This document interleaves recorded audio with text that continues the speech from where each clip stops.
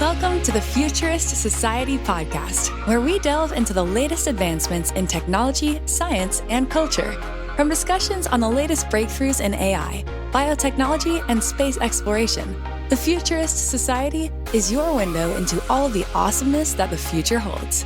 Get ready to be informed and inspired as we consider the positive impact of emerging technologies on humanity. Without further ado, welcome your host, Dr. Awesome.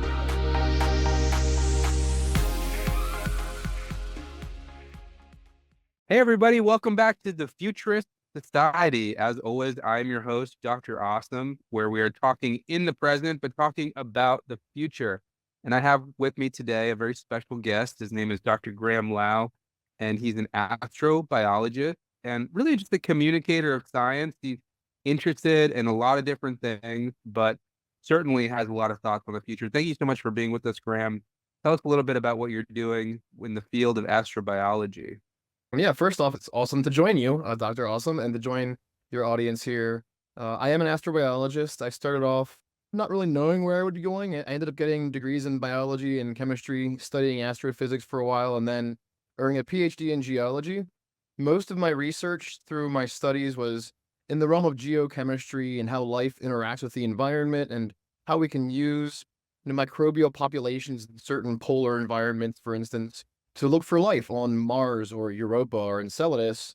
Since finishing my PhD many years ago now, though, I focused a lot more on communicating science and more of the conceptual issues in astrobiology. Should we be creating messages to send to alien life? If we create messages, how do we do that? And other kind of topics in this realm of the education, communication, and philosophy of astrobiology. I also serve as the director of communications and marketing for a nonprofit called Blue Marble Space, which is a forward-thinking organization focused on topics like sustainability, envisioning our Earth as one planet and all of us sharing the world together, asking astronauts to take one flag into space to represent all of us instead of all of our different national flags and things like that. And then I'm also a researcher with our research institution, the Blue Marble Space Institute of Science. And on top of that, I wear a bunch of other hats too. I get to host a cool show for NASA called Ask an Astrobiologist. I get to talk to really awesome people like yourself and your audience. Thank you so much for being with us here today. There's so many of those things that I want to talk with you about. Marble Space has a particular interest in the overview effect, which we're going to get to, which I feel like is necessary for when we're talking about the future. But honestly, when I first started learning about you, I thought that just the word astrobiologist was so cool. It's like the juxtaposition of two awesome words in and of themselves.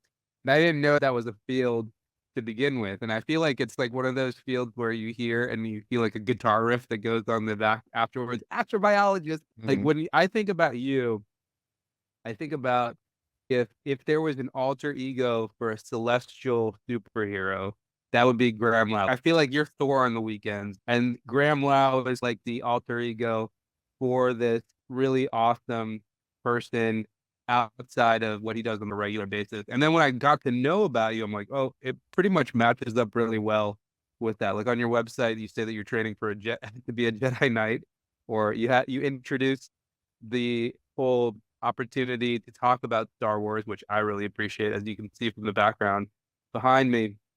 But specifically, I wanted to talk with you about just the idea of carving yourself out into this field that I didn't even know existed. And it sounds like you got through a roundabout pattern. I'm sure there's lots of kids that are out there, lots of adults even, that think, oh, that's something awesome. I didn't know it existed. How did you create this space for you? Did you always know that this is where you wanted to go? This was like your field of interest. How did you create the space where you're working in right now? Yeah, the word astrobiology, which, is in the scientific kind of sense, it implies understanding the origins, evolution, the distribution of life. But as I often say on my own show and my own work, that for me, it really is our quest to understand the nature of life. It includes the science and the engineering, but also a lot of philosophy, consciousness studies, trying to understand things like life and intelligence and consciousness. And so it brings together everything that we're doing across the board in all of humanity to try to understand who we are and where we've come from. And those are really old questions. They're questions that our ancestors carried long ago Most likely before written word, our ancestors were looking at the stars and wondering what they were, what else might be out there. Are there other tribes in the distance? Should we go meet them and talk to them and learn who they are? Are there ways to explore the natural world and learn more about our place in the cosmos? And so in many ways, astrobiology for me is the culminating study, a field of trying to understand life in the universe. And coming to it myself, I will admit I was very young when I started learning about some of these topics. I got really interested in science fiction. I loved Star Wars as a kid. I loved Star Trek as a kid. I read a lot of science fiction novels. I loved Dune series and a bunch of other books in the realm of the older kind of sci-fi that got a lot of us to start thinking about these things, but also modern sci-fi as well. Fantastic. But yes, as a young person, I wanted to know, are aliens out there? Can we meet them one day? Will we ever be on spaceships flying to other worlds and getting to meet other life? And if so, what does that tell us about ourselves and our own place in the universe? In many ways, we are still a very young species, young in the sense of our biological evolution and young in the sense of our technological development as well.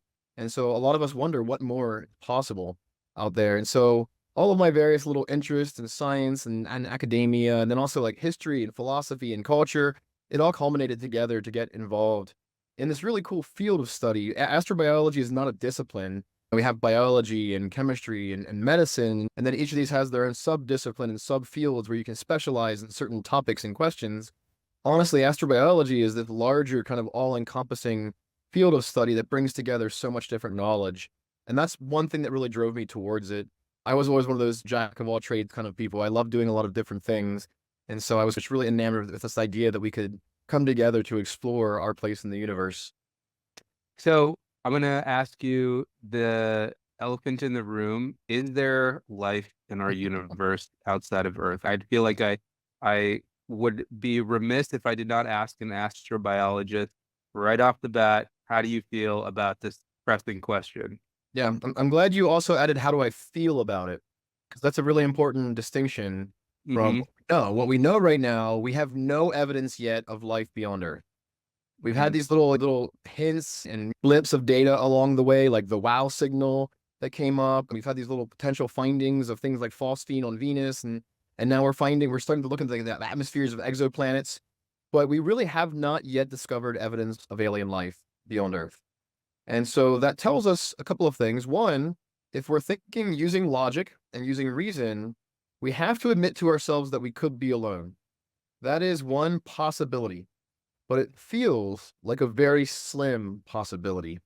Because when we start to explore the cosmos, and we've been using telescopes for well over 400 years now, and now we're sending spacecraft to other worlds and learning more. We're building these giant next generation space telescopes that are peering into the atmospheres of other worlds. We've now discovered over 5,000 exoplanets way beyond our solar system. Finding all of this is telling us that our place in the cosmos doesn't seem to be as grand as we once told ourselves generations ago, that we are not the center of the universe as far as we know. And from what we can tell, there seems to be not only a large number of stars, maybe 100 billion or more stars out there, because we have roughly 100 to 400 billion stars or more in our own galaxy, and we know that probably about 100 billion other galaxies that are out there.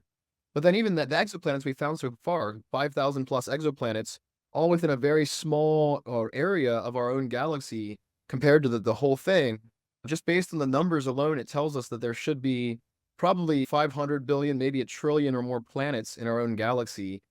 And when you start getting numbers like that, just the sheer number of possible worlds where life could originate and could survive, it starts to feel very likely that there's alien life out there. And so I, for one, am more optimistic. I do think that we're not alone. I don't know why we haven't met alien life yet or found it. I do think it's going to happen in our future. And I honestly feel like we're in this really interesting cusp right now of our technological development of building these fantastic space telescopes and humongous ground-based telescopes. And now we're using things like machine learning and artificial intelligence to help us better understand the data. And so it feels like if there is other light out there anywhere near us in the galaxy, it's only a matter of time until we have some sufficient evidence to say, yes, it's out there. So there's so many opportunities for evidence. There's probably thousands of experiments that a layperson might even not know that are going on. You see a lot of these science fiction shows that show first contact coming from some sort of higher intelligence or something like that. But it could be as small as a bacteria, right? It could be something that exists on Mars that has very small amount of cells, like maybe a single-celled organism or even something smaller than that. Of all of the opportunities for evidence, which one do you think is the most compelling from your perspective? How do you feel like it's gonna be introduced to the general population? Which experiment has the most likely to have an impact factor that everybody's gonna start thinking about this differently? Yeah, you're right. There's a lot of different scenarios under which a sufficient detection of life on another world might happen. It could be fossilized bacteria from the surface of Mars, or even extant life, currently living life in the subsurface of Mars. There are some of us who believe that if Mars ever had life, it could still have life deep in its subsurface. Also, other worlds of our solar system, even Venus, where we're still not sure with Venus, there could be a biosphere in Venus's clouds. Seems unlikely, but there are some people who posited that and want to explore it more, and it's worth looking into. And then there are icy worlds of our solar system like Europa and Enceladus that have these subsurface oceans overridden by these huge icy crusts. And if life can originate in an ocean, which we don't know for sure it can, but if life can start in an ocean, then maybe the ocean worlds of our solar system and other star systems are the most replete with life out there. But then also, right now, with all the exoplanets we're finding and looking into their atmospheres, we might find signs of systematic chemistry within an atmosphere, not just the presence of oxygen, but maybe oxygen and methane and some other gases intermixed in such a way that it seems very likely that a biosphere must have created it. But then on top of that, we have this other realm called technosignatures. And that's really where I'm wondering if the most sufficient life detection might happen first. Because if Mm, we find possible signs of an ancient metabolism occurring on Mars, or things that look mhm. like microfossils from a Martian rock sample that we bring back to Earth, for instance, it's still going to take a lot of work and time to tell ourselves for sure, like, this definitely is a sign of life. We need multiple lines of evidence that all line up and say, sure, this is living. Even for an exoplanet in an atmosphere, if we find a bunch of different gases, one of the first things we'll do if we think it could be a biosphere is try to figure out what non-biological processes might explain that kind of chemistry, because it's important for us to think through all the possible answers without just saying, yes, it's life. But technosignatures, which are signs of technological activity, that could be one of the most diagnostic ways to say, yeah, those are aliens. So that could be them coming here tomorrow and showing up in giant spacecraft like an Independence Day, which could be terrible and terrifying. It could be us meeting them out there in the cosmos as we start to leave our own solar system, or it could be us finding signs of their technology. So messages transmitted through space and radio or optical signals. It could be, as some colleagues of mine have suggested, finding signs of industrial gases in an exoplanet. We can look for things like oxygen and methane and carbon dioxide and like dimethyl sulfide and some of these things in exoplanet atmospheres. But what happens if we find something like a chlorofluorocarbon? Here on Mhm. Earth, up until the mid 1980s, we were releasing chlorofluorocarbons all over the place, the CFCs that where we're destroying our ozone layer. And it was one of Mhm. the first signs of humans really working at a large international scale to sign the Montreal Protocol that helped us to hinder releasing those CFCs. But maybe there's alien civilizations out there that are releasing industrial gases that really can't be explained through any non-biological process. Then there's also the chance that, and some have argued that maybe we'll find some piece of alien hardware, some remnant spaceship or something like that. I think for your audience, if they've enjoyed science fiction, maybe they've seen 2001: A Space Odyssey or have read the novel by Arthur C. Clarke. It's based on an earlier short story that Clarke had written called The Sentinel, where he suggests that maybe aliens have been watching us for a long time to see our evolution and have left some hardware in our solar system to watch what's happening. Now, of course, that sounds like science fiction. It feels far-fetched, but it is something that we actually can test. We actually can look in our own solar system and see if we find signs of alien technology. And so it's worth being open scientifically to that possibility, especially since finding any technosignature might be far more diagnostic of saying, yeah, that's alien life. Are you Avi Loeb, the guy at Harvard? Mhm. So I had a podcast with him a couple weeks ago, and he thinks that he found the products of some sort of industrial manufacturing, which is like these little spherules that he says came from an interstellar source, crash landed in the ocean, And now he's obtained these, and he says that there's no way that they could have come from the Earth, number one, and there's also no way that they could have been made without some sort of industrial process. Number one, do you believe him? Number two, do you think that is the most likely way that we're going to find life is through this idea that you're bringing up, which is signs of technological progress? Or are we going to find some single-celled bacteria on Mars, and that's going to be the first one? Yeah, great questions. Avi is a very interesting character. He's a great scientist and an author, a professor at Harvard. He's also embroiled himself in some ways with various members of the scientific community, especially in astrobiology, and especially from geologists and planetary scientists. Avi comes from an astrophysics background and is now exploring some of these more conceptual ideas in astrobiology and exploring what might be possible that could any alien technology be coming to our solar system. So Avi, for the audience that they don't know, has suggested that the interstellar visitor called Oumuamua, which was discovered from some telescopes in Hawaii, hence the name being based on Hawaiian history and culture, to the best of our knowledge, is an interstellar object, cometary or asteroidal or something different. We're not quite sure. There's a lot of great research out there from planetary scientists who've looked at it, who have some good ideas of what it might be composed of. It came screaming into our solar system super fast. We are now at a time where we can measure these things. Most likely, we've had lots of these things over the eons coming in and out of our solar system. Was the first we could really say diagnostically, this is interstellar visitor, given the way it was coming in, given the kind of trajectory it had around into our solar system. And now it's traveling back out of our solar system very quickly.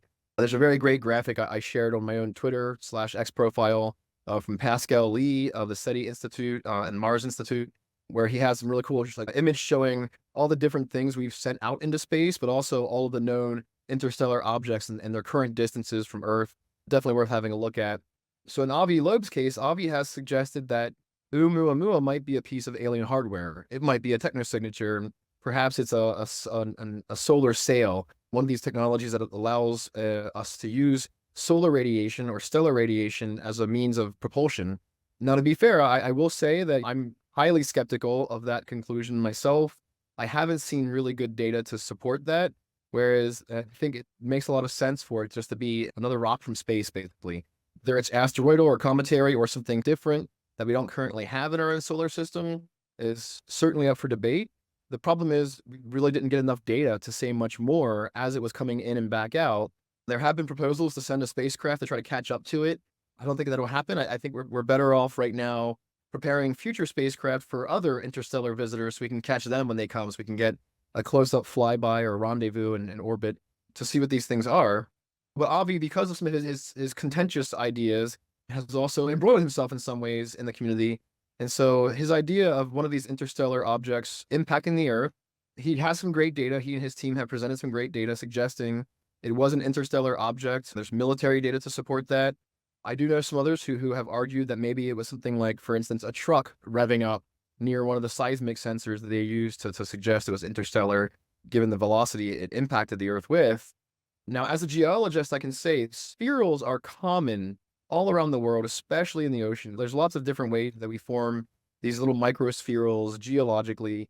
And as others have pointed out, especially the geologist, planetary scientist Steve Desch has pointed out really well, the spherules that Avi and his team have found, they could likely be fly ash from industrial processes here on Earth that have gotten into the ocean. That seems like a far more likely explanation. However, I will admit for myself, I'm certainly willing to consider various opinions and look at the data and see what's there. Is that interstellar object, did it come to Earth and bring any signs of alien technology? That's a big question. I don't think there's any real way to conclude that currently, given the spherules that were discovered. But I think Avi's ideas are interesting. Even if he's upset some people in the community and the scientists that he's worked with and has colleagues across the community, I think the ideas are interesting and it's worth exploring. Because honestly, I think personally, astrobiology is one of the coolest realms of human thought, but it's also one of those places of human thought and human thinking that honestly could change our entire future tomorrow.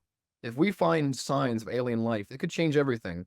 If we meet alien life, alien intelligence, that could certainly change so much about our civilization and our biosphere. And so it doesn't hurt us to look and to see what's possible out there. But I think, as in all things, we should always be skeptical of anyone's data, especially when they say, I have signs of alien life. We should certainly interrogate those signs and make sure that it really is alien life. Yeah, it's certainly compelling, right? Like it is so addictive every time I see an article about it. And I have to click on new sign of life in this field, new sign of life in that field. It's something that I feel like it just speaks to nearly everyone that I talk about, even just skepticism, right? Like even if somebody is a skeptic, like they're still interested in this idea. It's certainly become a lot more mainstream to question if we're the only thing in our species in our solar system. But I wanted to really take it back to the reason why it's so compelling, and the reason why I think it's so compelling is it makes all of us think that we are one tribe again, like we're all on the same team again, and it's that I think is a really important feeling, and it's something that you guys are doing with the overview effect at all the different organizations you're a part of. And I want you to speak to that because I feel like everybody's looking for that. And that's just another one. Very few of us are going to be actually be able to see. For those of you guys who don't know, the overview effect is when the astronauts go up into orbit, they look down on the Earth, and it's like this overwhelming emotion of the fact that we're all connected, that a lot of these lines in the sand that we have over war, religion, they're just so petty because we're all on the same team. Like we're all riding on this small rock in the center of all of this vastness of space. And so I think that there's a part of it that is this sense of being something larger than we are when we're talking about other life forms outside of the solar system, right? Is that something that you're coming across when people talk to you about it as well? I think this realm of study of where we are now, the astrobiology and the overview effect are slightly different things, but I feel like, personally, and I've argued this, that astrobiology and its study is a form of overview effect for us because it makes us think about ourselves as a biosphere, as a planet where life has happened to the planet and with the planet over time. And if there are other biospheres out there, it tells us a lot about what we are and who we are. And so this experience, and to be fair, I will admit the overview effect is not a scientifically rigorous studied phenomenon. It's really hard to have a control group, for instance, doing a psychological study of people who have maybe wanted to go to space but didn't have a chance to, things like that. But there are a lot more of us who are interested in exploring the overview effect through meditation and virtual reality experiences and gaming and video and all kinds of things. But then Frank White, the author who wrote the overview effect in 1987, is a friend of mine and a wonderful thinker. He's really been thinking for a long time about these ways that going to space, seeing ourselves from the outside can change us. But we've been having those thoughts for a long time. I'll share an anecdote. One of my favorite short stories is called Star Maker. It's from Olaf Stapledon. He published it in 1937, long before we sent Sputnik into space, long before the first human went to space. And in the book, he imagines a human consciousness leaving its body, traveling out into space. And he actually, long before Frank White, over 50 years, actually 50 years to the year, before Frank White wrote the overview effect, Stapledon kind of perceived what that experience might be like for a human seeing the Earth from the outside, and how seeing our world as a creature stunned but yearning to awake, as he mentions in the story, really changes the consciousness of the human. But in 1937, and I should say Stapledon was from England, in 1937, Europe was on the brink of war. And even though we didn't know the full scale of the atrocities of the Holocaust and what really happened and the loss of lives we'd see in that war and how bad it was going to get, by 1937, people were very aware that another great war was coming, and it was coming very soon to the entire world.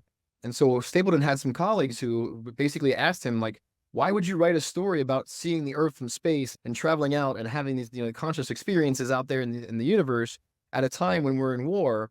And I love in his introduction to the story, if you buy the book that has his 1938 introduction, he basically explains that this attempt to see our world from the outside might increase our charity towards one another, make us feel like we are together on this planet. We are the crew of Spaceship Earth, as Buckminster Fuller was very fond of saying. We do live together on this one little rock in space. And so there's a lot to be said for the unifying concepts of astrobiology and space exploration, that it really does help all of us to know that we are part of something bigger than our day-to-day scurryings on this planet, that there's a lot more in the universe for us to explore and to understand. and that maybe we really still don't know that much about our own place in the cosmos. We're really just waking up right now. Yeah, I really have seen that just by the people that I associate with, is that everyone is thinking about this. Everybody feels like they want to have some sort of connection, but yet we're faced with a lot of not reductive, but I would feel like very segregating forces, right? Like you have to select based on religion or where country you're from or anything like that. It's so easy to lose track of the fact that like at one point there were just like thousands of us across the entire planet, just a handful. My high school, like there's 3,000 people that were in that high school, and there was just a handful that existed at one point in time, and that was all there was. And now we have so many of us, and it's so easy to get into these little tribal camps, right? And I do feel like there are certain topics that produce a sense of awe. One of them is the overview effect, and the other is the idea that we have biology that might be different from us, and so therefore, like everybody on this planet is in the same team, so to speak, right? And so when we're thinking about all of this stuff, I think like the natural inclination is to not know where people sit. Some people are pessimistic about it. Some people are optimistic about it. Some people think that we're just going to become more tribal as we go into the future. Other people think that we're going to become more together as we come to the future. How do you feel about it as an astrobiologist? Do you feel like more pessimism or more optimism? Do you think that we're headed toward a dystopia or a utopia? Yeah, I think so. For science fiction, I think dystopian stories are a lot of fun, because they allow us to think about other kinds of futures or even other kinds of present moments that could be but aren't. And with dystopian futures, you don't have to think about how far technology will go and culture will go. You basically reset to some certain period of human history that we know actually happened, and then you get to play with like different technologies that survive and things like that. It's fun for storytelling, but it does feel very pessimistic. And I like to think of myself more as an optimist for sure. I do think there's a beautiful future ahead for our biosphere. I do wonder about us as a species at times. I'm not so sure how much more time we personally have. I do have to wonder because there's right now these developments in artificial intelligence, the potential that in the next few decades, some think maybe even sooner, there could be artificial general intelligence that can not only think and reason at the level of intelligence of a human, but maybe also has the capacity for creativity and imagination. And who knows down the road, maybe even emotional concepts will come into AI in some manner. Maybe we right now are creating the next iteration of the technological species of our biosphere that will take over in our stead. And so we might be creating our own demise in the process, but there's a lot to wonder with what might happen in the future. And I don't necessarily see that as a bad thing. I think that could be just one of the natural progressions of every biosphere is to go from an organic kind of origination of life through a long evolutionary process leading up to technological developments, and maybe even different kinds of civilizations have come and gone in some planets. But then at some point, there's a switch from the biological to the post-biological future for these civilizations, these biospheres. And so we have to wonder, is that really where all biospheres eventually get to if they're I lucky? hope not. Um, I really want to ensure the survival of the human species. I think I think it's possible. I think that we're getting better as a species, even though it might not feel like that. I think that if we look at violence or just the number of just loss of death through trauma, like that's decreased significantly over the course of our history. So, yeah, yeah. I tend to believe in the human race. How do we ensure that though? Because I think that a lot of people are talking about climate change and everything like that. Other people are saying, you know what, let's just go colonize other planets, even the moon. And we have to take our biosphere that we've adapted to those places. And I'm sure that's probably a very common part of astrobiology that you're focusing on, is transplanting whatever it is that humans need to these other planets. And I've heard a lot of people who are pessimistic about that also, just the amount of cosmic radiation and everything like that. What do you think that's going to look like? Yeah. So just as in our current thinking of how life works, which we still don't know exactly what life is, but in our current thinking of how life as we know it works, it seems like there is a biological imperative to reproduce and to diversify and spread out. And so maybe in the cosmological sense, maybe there is a biological imperative for biospheres to also reproduce and spread out. And so maybe it's also a natural thing for biospheres to go out and start settling other worlds of their own solar system to send out spores of life, basically. And in our case, it'd be us going to these other worlds and taking life with us. And so it seems like a natural thing to do for us to want to go settle and explore these other worlds to become multiplanetary. That also could be an important evolutionary shift for our biosphere and our civilization, is to become more than just one biosphere and then to start inhabiting other worlds. And like I said, I was a huge nerd for sci-fi as a kid. I've always wondered what the future might be like for humans if we start inhabiting different worlds and perhaps in different star systems. What happens to us evolutionarily if we don't continue to see each other all the time, but instead start evolving and changing into these different worlds ourselves? We might create multiple forms of humanity. There might be many different offshoots of what the human species was at one point in a distant past for many different future kinds of beings who came from us. Yeah, so I hope so. I hope that's one of the many outcomes. I think that the diversity of life throughout the solar system is very low right now, and I would love for it to be more significant. I would love to have a cousin that's a Martian or a nephew that's Venusian or something like that. I feel like the rate limiting step is creating a habitable environment for humans to live on those locations. Who do you think is the closest to getting it right? Or what do you think the model that is going to be closest to getting it right? Because I feel like for me, the lowest hanging fruit is like we create just a little self-contained orb or colony that goes to one of these places. That person might not be able to go out and get the paper from the sidewalk the same way that you and I do. They might have to put on a spacesuit to do things outside. A lot of people have talked about underneath the surface of all of these large objects. So what does it look like? What do you think that the most likely way it's going to look like for the future Mm. of humans being on these other planetary objects? Yeah, I think there's no one answer. I think Hmm. we have the technology right now to settle other worlds. We know we do. A lot of people have studied this. We have analog astronautics. I've been an analog astronaut at the Mars Desert Research Station in Utah. We have analog bases around the planet. NASA has run them, Roscosmos and ESA. But a lot of private organizations, nonprofit organizations have run these analog bases for the moon and Mars. We know we can make it work. We know humans can What? survive Sorry, their environments. just what do you mean by that when you're saying analog? Yeah, the analog habitats, there's now several of them all around the world, in Mhm. China and Israel, Oman. There's here in the US, out in Utah, there's one called the Mars Desert Research Station, which is basically, it looks like a rocket kind of landing on Mars. And then you go and you do a 2 week or a 4 week crew rotation where you live inside of this habitat and you Mhm. basically pretend like you're on Mars while you're there. Some of us go to do science, some of us to explore philosophical, cultural, artistic endeavors. Mhm. You live with a crew of other people, usually 6 or 7 people, simulating what it might be like sending humans to the moon or Mars. And at the Mars as a research station, you can go outside, but you go through an airlock process where you put on a spacesuit and you pretend that you're basically filtering out the air to then go outside and you do EVAs, exploring the geology, the biology of the environment around the habitat. And there are many of these habitats around the world now. There's high seas in Hawaii, D Mars in the Negev Desert, Mhm. a bunch of these around the world where there's a lot of people who are exploring what it might be like to live on the Wow. moon or Mars together.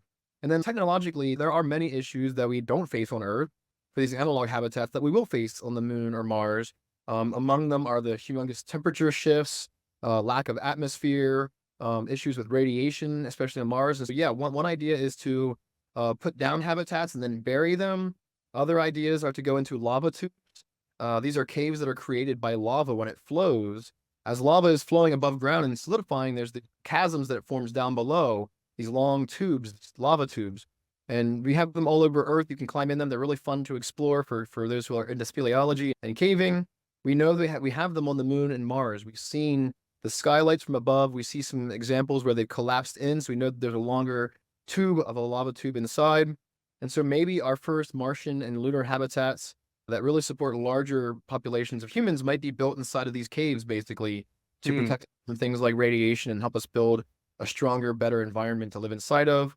But there's a lot of things we have to do technologically to support human beings living in these environments. We need sources of drinking water, sources of food. We need recreational activities. We also need to know like what they're doing for their work while they're there, how they can exercise and keep themselves strong in a 1/3 or a 1/6 Earth environment. For something like a Mars trip, if we're sending humans to Mars and bringing them back again, we're often looking at roughly a 2-year window where it's 3 to 6 month trip out, maybe a year on the surface of Mars, and then another 3 to 6 month trip back. And so those are long duration of multiple different kinds of environments that are dangerous to the human body, from the Hmm. space environment on the trip to the Mars environment. But there's been a lot of great research done showing that we could easily do it right now. What we're limited by right now isn't the science and the engineering and the knowledge of how to make it happen. It really is the funding and the political support to make it happen, Well, get humans there right now.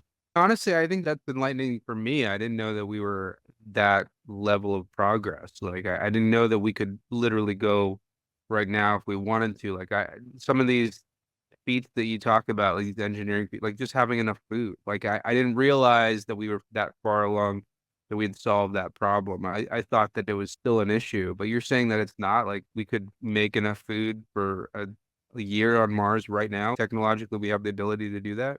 Yeah. So if we had resources and support, the funding to support what we wanted to do, we could do almost anything. Yeah. And it certainly still is a problem. We still have to figure out how to grow plants and how to have enough nutrition for our astronauts on the moon and Mars. One of the big hindrances to sending people to these places is sending enough food and water along with them. And so Mm-hmm. there's this idea of in situ resource utilization, where we try to use the resources available on the moon and on Mars for things like building materials, for soil, basically for regolith, for Mm-hmm. growing crops, things like that, to have enough food. But it really comes down to money. If we were dropping, if our world was more united and every nation of the world was contributing some 10% of its general budget every year into space Mm-hmm. exploration, we'd easily be conquering our entire solar system and heading off for other ones by now. It really comes down to the level of funding we have, because so many people on But Earth are interested in solving these problems and being part of this larger human expansion.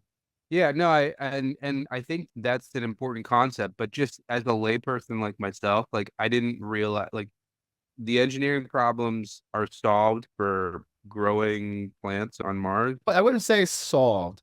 We have Okay. approaches that can work. There's still a lot to learn. There are people doing astrobotany work, for instance, Hmm. basically exploring how you can take the lunar or Martian regolith Yeah, soils of the moon and Mars and grow plants in those materials.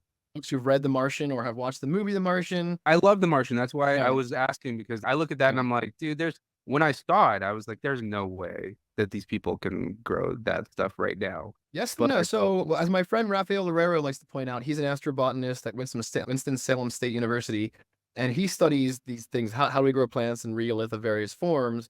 As he likes to point out, Mark Watney would have died from eating those potatoes because he didn't clean the soil first. The regolith of Mars is enriched in perchlorates, which are toxic to humans, and mm, so he should not have eaten those potatoes. So he should have washed the soil first to remove the salts of perchlorates. yeah. But then, so once we have it washed, now a lot of folks are looking at how do we mix regolith of Mars or the moon with other materials to make a good growth substrate to grow plants? What kinds of plants will grow best? So I wouldn't say these problems are solved. It's not like we have all the answers, but we certainly have enough technology and engineering and ideas to make it happen now and just start the Mm, process. A lot of what we have to learn, we're going to learn along the way. And so we're yeah. going to start off with some processes of growing crops on the moon and Mars. Some of it will work and some of it won't work.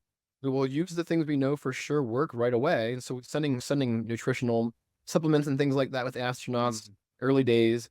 But once we right. figure out how to have large sustainable agriculture on the moon and Mars, that'll change the number of people we can send and how often we can send people. Do you think that agriculture and so first off, agriculture and just like food in general, being a glutton like myself, I feel like it's just like a personal interest of mine because that I'm just being honest, that to me is like the biggest detriment. Like I don't want to go to another place and for them to not have pizza. Like I'm not that's not the lifestyle that I'm looking for. But on the same token, what does that look like? What is farming? What is like our best shot of farming right now look like? Is it hydroponics? Are we using soil? And like of all of the experiments that are going on right now, what is that going to look like for the ask? Like we have the moon mission coming up next year, hopefully, fingers crossed. What are they going to be like doing? Is it all going to be supplements that we are sending with them? Probably for the moon mission, yeah. But I know that there's some idea of trying to create even plant life on the moon. What does that look like? Yeah, so for these first human missions we send to the moon and Mars, we're going to send all the food along with the astronauts just to make sure Yeah. enough.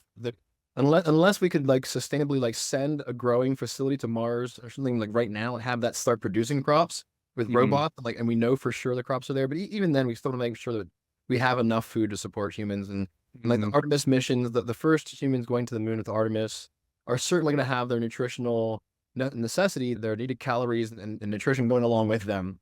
That costs a lot of money, and that's part of why space exploration is so hard. So growing Yeah. in place would save us a lot of money and a lot of time. It also has a lot of psychological benefit for humans to grow plants. So the act of cultivating plant material and then eating it, it's almost a ritual process that we've been doing for generations, for tens of thousands of years now. And so it gives us a way to engage with the environment of our habitat where the humans are living. And so I don't know exactly what it's going to look like when they first start Mhm. doing it. There are people who are exploring all kinds of things, from using the regolith itself and mixing it with materials to doing hydroponics or using other kinds of created substrates, things like that might be places for growing food, looking at different kinds of crops we can grow. There's also people who are looking right now, a lot of people are exploring this idea of lab grown meats. Can we Mhm. grow lab grown steak and lab grown fish and things like that? And a bunch of companies are already doing that. They're already growing it. They're already exploring it to see if it's a viable industry. I Not in myself, Florida. Not in Florida. that's true. Not in Florida as of yet. Today, Yeah. they're Yeah. not. Yeah. They Yeah, like outlawed it. they But anyway, outlawed. Yeah, that's yeah. that's a Any whole other thing. practice. Yeah, Yeah. of lab cultivated meats. Well, Yeah. just calling them meats. Who knows what that looks like? If Yeah. politically people who won't allow it to be called meat, it might be called something else in their state. Then rather silly.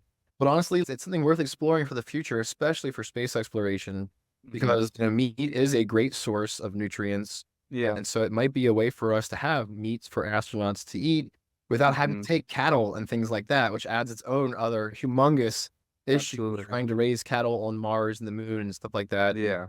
and That's gonna be livestock. tough. So, yeah, so most likely the astronauts who do end up being the first ones going to the moon and Mars, we're going to try to send along flavorful options for them because we also know psychologically there's a lot of benefit to eating a variety of foods, but also just the sheer enjoyment of different flavors and how we interact with them.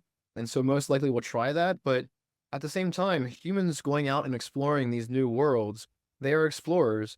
And many times in human history, when humans have set out on these great trips of exploration to go find new lands and discover new things, they've been very limited on the food they could take with them, the food they could eat.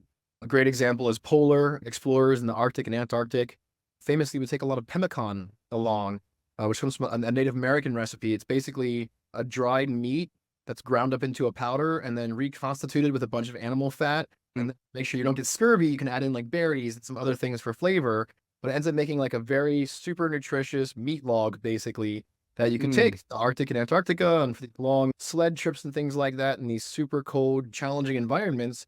And it would provide a lot of fat, a lot of calories, a lot of nutrition.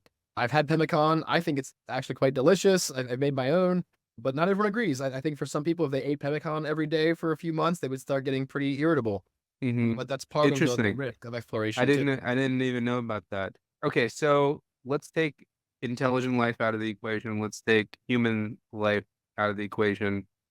Where do you think that if you were a betting man, which planet in the solar system would you say is the most likely to contain like very simple life?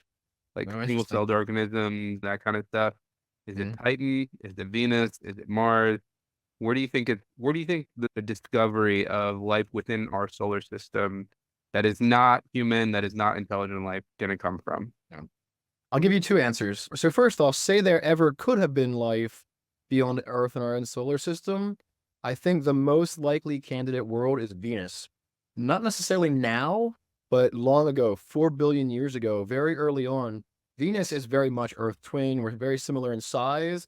Venus didn't have a large moon forming event occur to give it a large moon like ours. And so its core is also much smaller.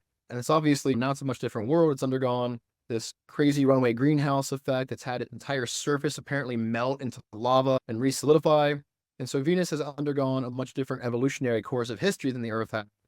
But I do think early on in our solar system, it might be interesting if there are like intelligent aliens out there who've been watching us for a long time, if they knew of like the early Venusian biosphere that existed and got wiped out long ago. That'd be cool to learn about for us. And because of something like panspermia, this concept of life transitioning between planets on the backs of rocks, basically, maybe life started on Venus and then came here from Venus. Maybe we're all Venusian For all we know, Mhm. we don't know how the origin of life on Earth started yet. And it might not have started here on Earth. It might have started elsewhere and then come here. That is a very interesting idea. But I will say, in the modern day, while I'm a huge fan of exploring Mars for possible past or present signs of life, I do have to wonder if maybe one of the better candidates is one of the ocean worlds. If life can start in an ocean and can evolve inside of one of these icy ocean worlds, which we don't know for sure if it even could, but say it could originate and there could be enough energy and chemistry to allow for a prolonged course of evolutionary history, it might be really intriguing to explore these worlds for their possible signs of life. Europa certainly has a humongous, very voluminous ocean down below its icy crust, but right now, technologically getting down to that ocean to explore it is rather difficult. And so I think Enceladus might be one of the cooler targets right now. Enceladus is a very small moon of Saturn. It has these cracks in its southern hemisphere called the Tiger Stripes, where with the Cassini spacecraft, we've watched like water, crystallized water spewing out of these cracks in the southern Mm. hemisphere. And we know that water is coming most likely from the internal ocean under the icy Mhm. crust. And so I'm really a huge fan of getting a mission back to Enceladus, exploring those plumes really closely, looking for possible signs of life that could be in that ocean and spewing out into space. That's assuming that life ever did happen in our solar system beyond Earth. Yeah, cool. That's really interesting. I didn't even know that Enceladus had those geysers, so I'll have to take a look at that. We are getting close to the end of our time, but I would be remiss if I didn't talk to you a little bit about just my own field of interest, which is medicine. You have this idea of astrobiology, and there's a few people out there that say that tissue engineering is going to be better in space, that there's medical applications of space. And honestly, I don't really see it. I feel like if we're going to send something up, make tissue, and then bring it down. It just seems like an overly complicated process to me. But what are some low hanging fruit that maybe I'm missing because you're looking at it from a different perspective? Yeah, there's a lot to explore with bioastronautics and space biology, which are similar in some forms. A lot of folks in astrobiology are doing work related to space medicine and bioastronautics, but in that realm, it's exploring like how can we sustain the human body in space. And there are these big questions like pathogenicity, for instance. We can explore how pathogenicity of certain organisms on Earth occurs, especially by sending them into space and seeing what happens, gene regulation, stuff like that in these different environments, like the space environment. And we have seen some things become more detrimental to the human body by going to space than. And so it does give us like a two-way kind of window where we're looking into what we can do in space in the future with safely securing humans and other life in space. But there is a huge realm of spin-offs of technologies and medical applications coming from space. NASA, for instance, for many years now, several decades, has had NASA spin-off, which is a yearly document basically produced by NASA where they explore all of the technology being spun off from space exploration from lots of realms, from electronics, material science, and geology and Earth observation, stuff like that. But there's also a huge realm of medical work that's being done in diagnostics, building instrumentation for understanding issues with the human body, understanding issues in extreme environments, but also for things like trying to explore, like what will happen to tissues of human bodies and organs and stuff in space. Is there anything we can get for medical science from space that we can't get here on Earth? Is a big question. It does take a lot of money and resources to get tissues and things like that into space and do that kind of research with it. I think there's a lot to be said, though, for what we can learn from a lot of experiments being done for medical science in space. But maybe you're right. Maybe there's some reason to be skeptical of some of the ideas of trade-offs because a lot of what we need to do right now for understanding medicine is stuff that we can do on Earth. And there's still Yeah. a lot more that needs to be done for our understanding of disease, of the human body, for things like creating and transporting organs, doing safe transplants. And there's a lot more research to be done. But I do think space exploration in the long run is showing us that there are things to learn from the space environment for medicine on Earth. Yeah, I think that the idea of performance enhancement for safe space flight is something that's interesting. I think like the idea of even just seeing how the human body or any sort of life tolerates cosmic radiation, things like that. I think that there's certainly interesting questions out there, Mhm. but I'm always on the hunt for a medical application for different technologies. And so far, I haven't seen it, but I'll check out this Yeah. NASA spinoff recommendation that you have. That's really awesome that It's you also able to it's also talk about worth that. looking at. There's a NASA, the Space Bioscience Division in NASA Ames. A bunch Hmm. of folks there are doing work on things like the degeneration of muscle and bone in space. And so doing a lot of studies using mouse models, rat models, and various cell lines, and then also the humans who go to space, the astronauts get tested in all kinds of ways, trying to understand these processes that call the breakdown of muscle and bone in microgravity and apparent weightlessness, that some of those technologies in the future and the things they're exploring might help us, for instance, for the elderly who are having issues with osteoporosis and some of these larger scale issues of aging, where we do have issues with our bone and our muscle as we get older. So maybe there'll be some trade-offs of learning from space, how to help humans live in space that also helps us to promote healthier, longer lives on Earth. Yeah, I think that's definitely has the highest promise from a medical perspective. So listen, it was so nice talking with you. I want to ask you the three questions that I ask all of my guests, especially as a fellow science fiction ophile, I guess you could say, is specifically where you gain inspiration from. Because for many people, they say I gain inspiration from my kids, or I gain inspiration from, the team around me, which is great. And I'm sure that you probably feel the same way. But specifically, the reason why I do this is that I want to see a utopia and not a dystopia. And so I want to make sure that people are going into that direction. And a lot of that comes from science fiction. I love utopian science fiction because it really tells me like what we're capable of as a species. But what about yourself? What science fiction specifically, because I know that you like that stuff, inspires you in what you're doing?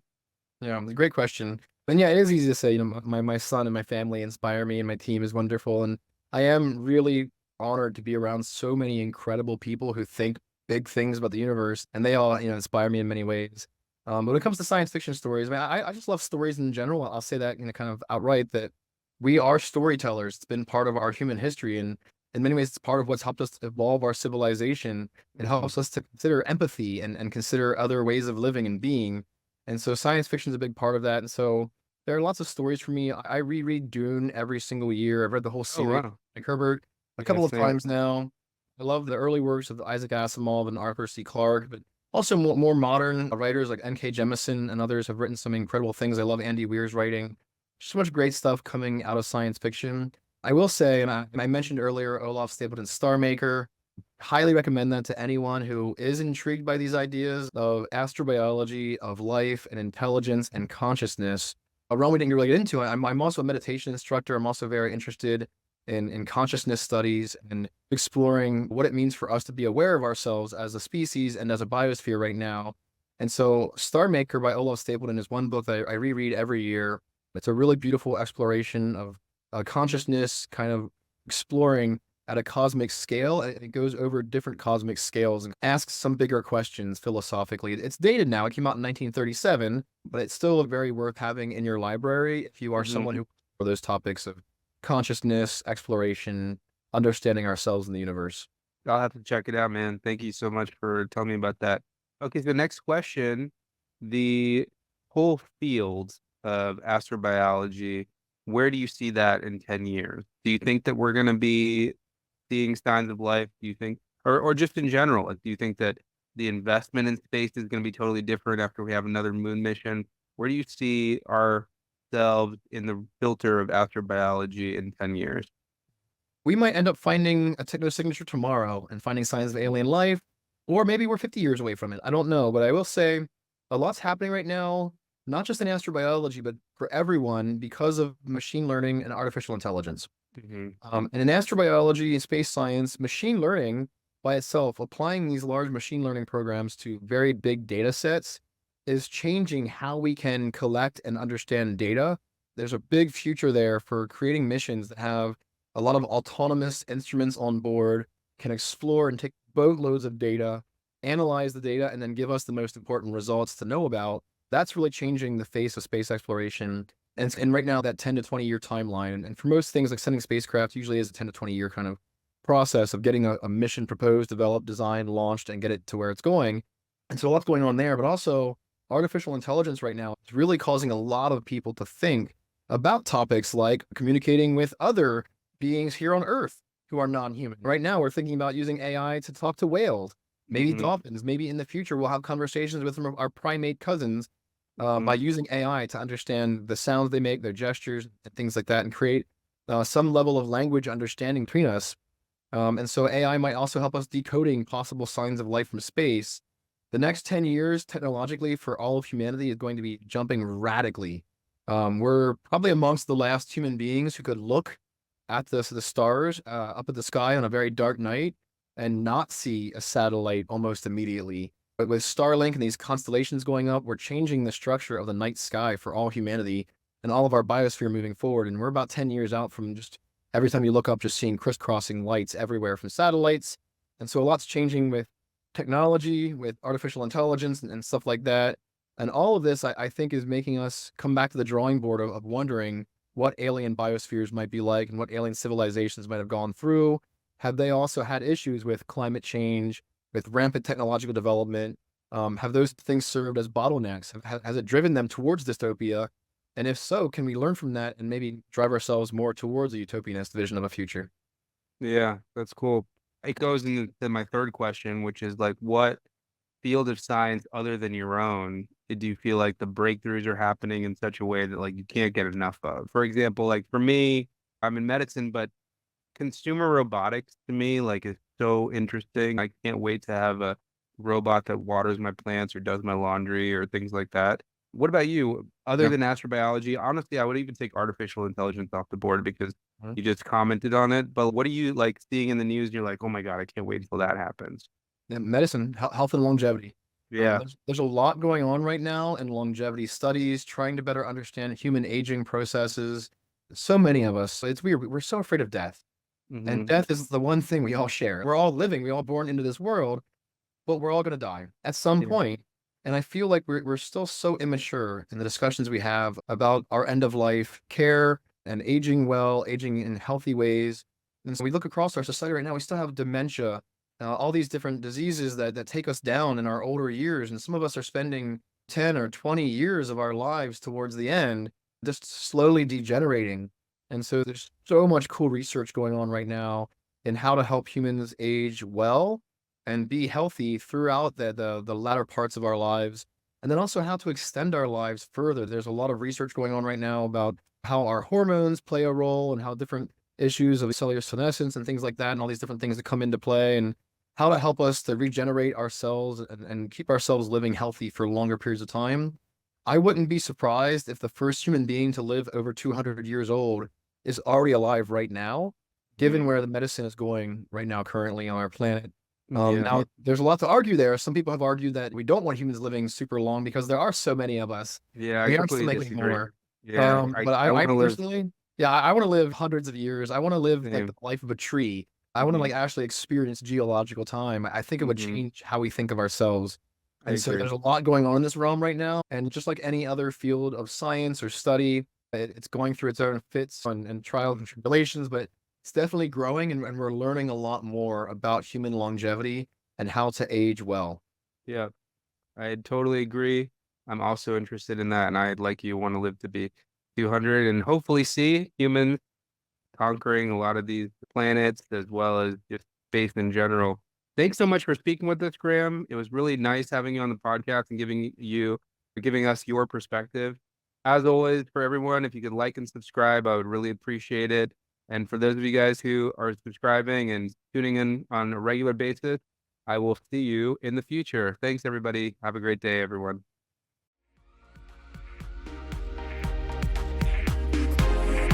We appreciate you taking part in today's episode. Take this chance to reimagine a better future by joining a community of futurists who strive for a remarkable world. Be a part of this growing network and contribute to making the world a more positive place. Visit thefuturistsociety.net and subscribe to the show so you don't miss a drop of hopeful futurism.